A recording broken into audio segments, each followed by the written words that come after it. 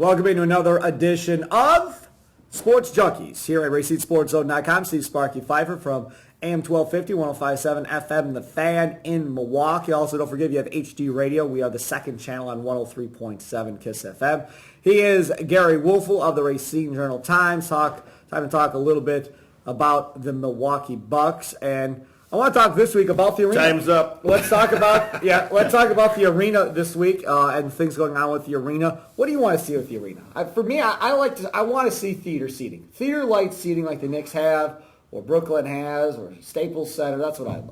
What do you want? You know what? I'll be honest with you. I've been spoiled. I mean, as a journalist, I've always gotten primo seats. I mean, seriously.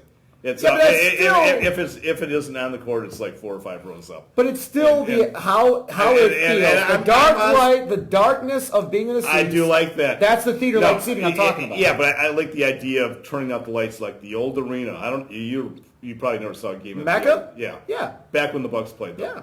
They would turn out the lights, and the lights would be solely on the court. Right. And that was the entertainment. You didn't, have everything, all lit up where you could watch your friends, 5 rows over. Right. The focus is totally on the game. And that was awesome. I mean, you went there, and there was just good vibes going to an old Bucks. I want it that way as well. Yeah. Now, other things you want in the new arena that this arena doesn't have.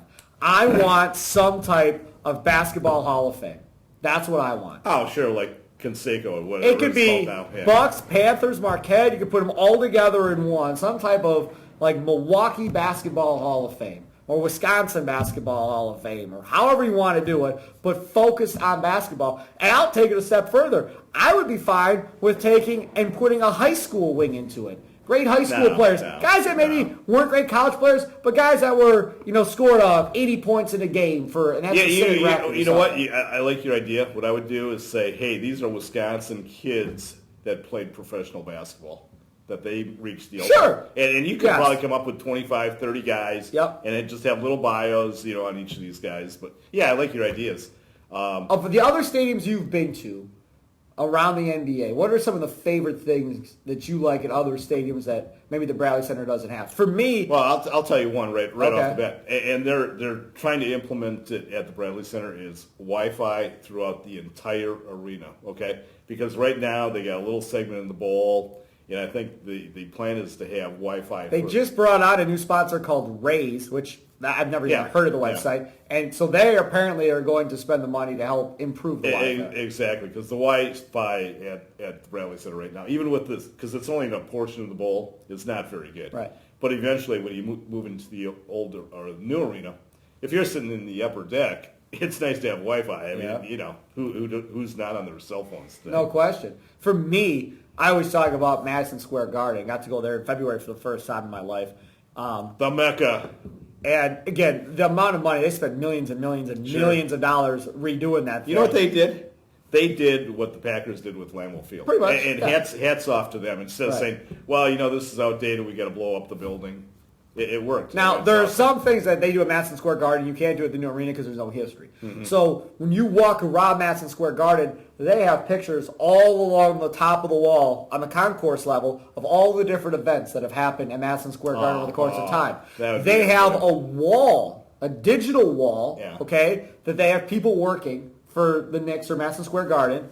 And on that wall, you can just take your finger and pull in an event that happened in Madison Square Garden, very nice. And it shows you like video or whatever. That's awesome. Right? I mean, it's unbelievable. But for me, knowing we can't do all that because we're already going to have the history, I want it to be like Madison Square Garden from the aspect of double wide concourses, but with food side by side by side. There's not a lot of empty walls at Madison Square Garden. Mm-hmm. It's wrapped with all different concession stands that you can get virtually any food you could possibly imagine, you can get at Madison Square Garden. And the lines, there are no lines. I mean, I was at a sold-out Knicks game against the Heat. Mm-hmm. There were lines maybe 5-6 deep at each concession stand. Well, you know what? And I agree with everything you said. Trust me. The only thing I care about is having a quality basketball team, and keep this team on course and saying, okay, we're doing nicely, but we're going to blow it up and get rid of 3 or 4 guys.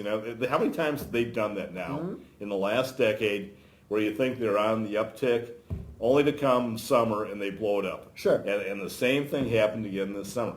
I was thinking about this morning. Pachulia, Ilyasova, just hold on, and then, of course, Brandon Knight, okay? 3 guys all starting for other NBA teams. And I'm not saying any of them are going to the Hall of Fame anytime soon. Good, solid, dependable players, except Knight, who could be an all-star this year, okay? What did the Bucks get back in return for this? So about the arena. Let's continue to talk about the arena. The reason I wanted to talk about the arena was so I didn't have to talk about the team. Well, no, we have to. That's why I wanted to talk about the arena, you see.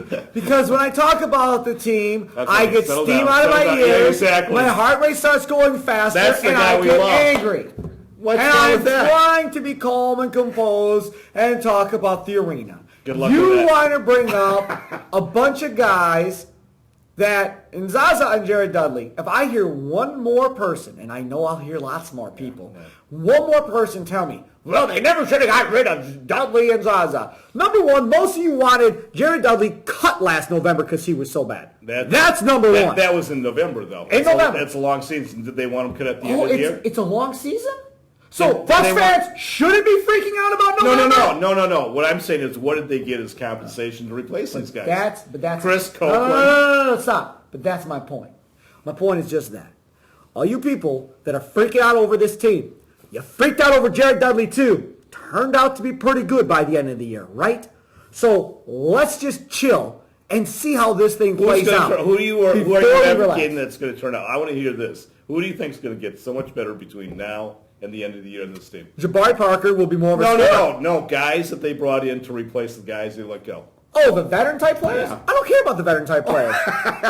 Well, that's not why you're going to win. You're not going to win because of Chris Copeland. You're going to win because Jabari Parker takes that next step offensively. You're going to win because Giannis takes that next step offensively. You're missing my point. Last year they had depth where they could play 8 or 9, 10 guys. They're playing 9, 10 guys. And look what's happening. It's not very effective, is it? But 1 second.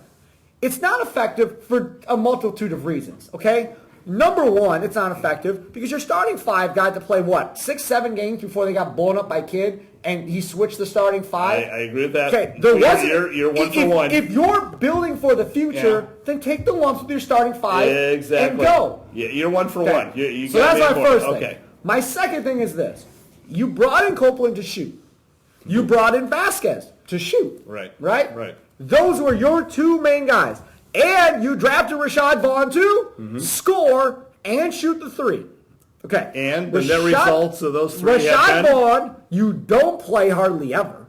Now, for example, the previous game before the I'm so glad we changed topics. Okay. No, but I didn't want to get into this. But the previous game, Vaughn. Yeah.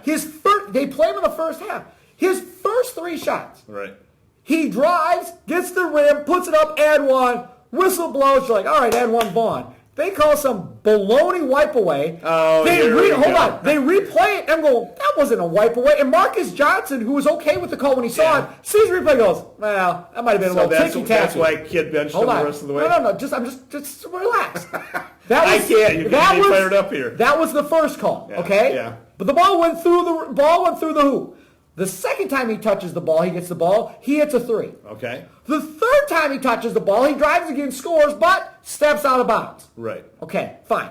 But all 3, he puts the ball in the hoop. Marcus Johnson, who, remember, did games for the Pac-12 on Fox Sports. Correct. Has seen Vaughn play at UNLV. Sure. All right? This isn't some kid he's never seen. Yeah. Said after his third touch and stepped out of bounds, if you get the ball in this kid's hands off the bench, he can carry you for a little while by scoring the basketball. He can get on runs.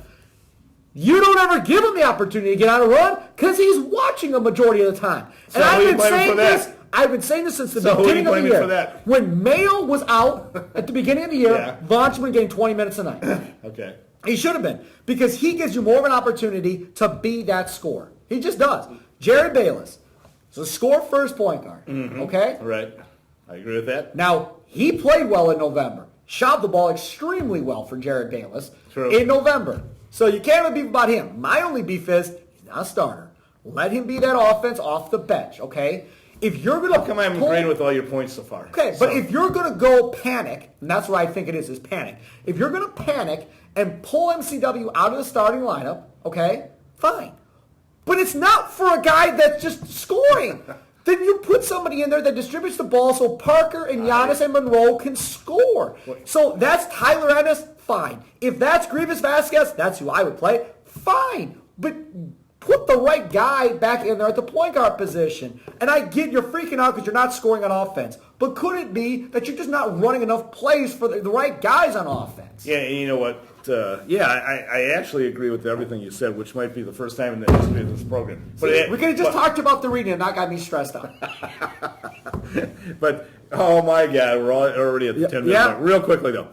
They got to make Jabari Parker, if not the focal point of the offense, at least the second option. It's ridiculous. He's like an ornament out there. He gets the ball, looks, passes, cuts, gets the ball, looks, passes, cuts. But how much of that is him being unselfish versus him doing what the coaches want? I think part of it is he's unselfish, like Giannis. Parker is the ultimate team player, which is good to a degree.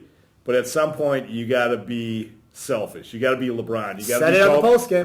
You got to be Kobe. You got to take over. And if he doesn't take over, it's absolutely imperative that Jason Kidd mandates that he becomes the go-to guy. Now the other thing, he's too talented to be a distributor or a decoy. Or the other problem with this team, and everybody wants to go after MCW, and rightfully so, because he hasn't improved. I'm not going to sit here and say he has because he hasn't. So you like that trade yet? I'm fine with the trade because I understand why they made the trade. Okay. So this is the deal. If you sign Brandon Knight for $14 million or whatever it is, and he ended up signing the same deal as Middleton, but if you give him that deal, then you don't get Middleton. Oh. You don't get Middleton back. In which case... You'd rather have Middleton than Brandon Knight. No, hold on. Okay. You don't get Middleton, and more than likely, you don't get Greg Monroe because he helped recruit Greg Monroe. So you lose both of them for Brandon Knight. No, I don't want that deal. I thought just it was an abysmal move then, and it's a horrendous move now. No, it doesn't bother me. If you think Knight could possibly be an all-star in the Western Conference, which is incredibly tough to do. Good for him. I'm happy for him. He's a hard worker. He's a nice guy. I got no personal and you know what? And he can shoot the three-pointer. Good. It's awesome. That's awesome, and he'll be great in his career, and good for him. But my thing is, if you think Giannis and Jabari Parker are stars in this league going forward, then you don't want another guy taking their shots. That's the decision they made as an organization. And if they're wrong, then they're going to be out of jobs. And I agree with you, but that's not happening. They're not close to becoming. But they're not trying to win a championship this year. That's not what this is. They never said so they were. 2-3 years from now with Michael Carter-Williams, they'll win a championship. That, I think, is the plan. But we better cut this segment before I get upset. But, Gary, that's if they have the patience. And I don't know. Patience? But, Gary, I don't know if they do. They already yanked him out of the lineup. That was, I don't want to belabor the point. I could understand when Bayless and Mayo were your backcourt. When he decided, Joe, I can understand it somewhat, okay? But last night, when he pulled out... Tyler Ennis? He put Tyler Ennis in as the starter. Bayless didn't play at all. No, ahead of Michael Carter-Williams. Wouldn't you have gone Michael Carter-Williams? Then you're saying he's going to be an off-the-bench guy then for the rest of the way. No. It's just right now until he figures it out. Hold on. And I like Tyler Ennis. What has Tyler Ennis done to say he's a better player than Michael Carter-Williams? Well, I don't know. I think he runs the offense probably better than Tyler, than maybe MCW does at this point. He doesn't turn over the ball as much as MCW. Okay, that's part of it. Now, but the other thing is this, and I know we're way over. But this is the other thing with MCW. I think it's real simple, but it's very hard to fix. Yeah. I think for him the most important thing is early in games. If he gets off to a bad start, it snowballs on him. He can't get himself out of it. Mm-hmm. If he plays well early and brings energy early, then he has a great game. I mean, the other night off the bench, after he got his haircut or whatever, he had a great game. The Cleveland game, he played okay in the Cleveland game. Okay. So you can see how many games did he play this year? No, you're right. But you can see when things are going right, and he's going, and he's clapping, and he's into it, he plays well. But if his first couple shots don't make it, or he turns over the ball early, and you start seeing him do this, you go, oh boy. And at that point, that's when, in my opinion, Kid has to make the decision. If he gets into one of those modes where he's shaking his head and things are going wrong, then just let him watch the rest of the game and play these other guys. Instead of letting the ball continue to roll downhill on him, get him out of there. And when he's going hot, play him and push him. It's just a confidence thing. I think that's a majority of it. That doesn't fix his jump shot, but you want him to play defense. Which is the most important thing for this team. Not at all. Oh, no, it's not. It is. Not with the point guard, Gary. It's very, very important. Okay, explain this to me. Very important for the point guard Gary, to shoot the explain this to me. Yeah. Where in the offense is the point guard on this team in the starting five? When it's MCW, Milton, Monroe, Jabari, and Greg Monroe, what option is the point guard offensively on this team? I agree with that, but my point is... No, you didn't say. You didn't say. What option is he? No. Is he fifth? But you have to have a guy that can keep the defense honest, and he's not the guy. Like I told you on the air last night. Well, why did you pay Middleton? I agree. Why did you pay him? Don't ask me. Isn't him and Jabari the guys that are supposed to stretch the defense with jumpers? Supposedly. Okay, well, that's not MCW's fault. MCW is supposed to distribute the basketball, play good defense, and not turn over the basketball. And he hasn't done any of those. Look, Rajon Rondo can't hit a shot. He's been very good in the league by playing defense, running an offense, and not turning the ball over. Steve, and that's what you want MCW to do. Tell me one guy, and this is my last point for this segment. We're going to have a two-segment video. Name me one guy that you can consistently put on the three-point line and is going to bury a shot for you when he's guarded. Not wide open 3 points, sit in your backyard, let's shoot a three, with a guy in your face. Steph Curry.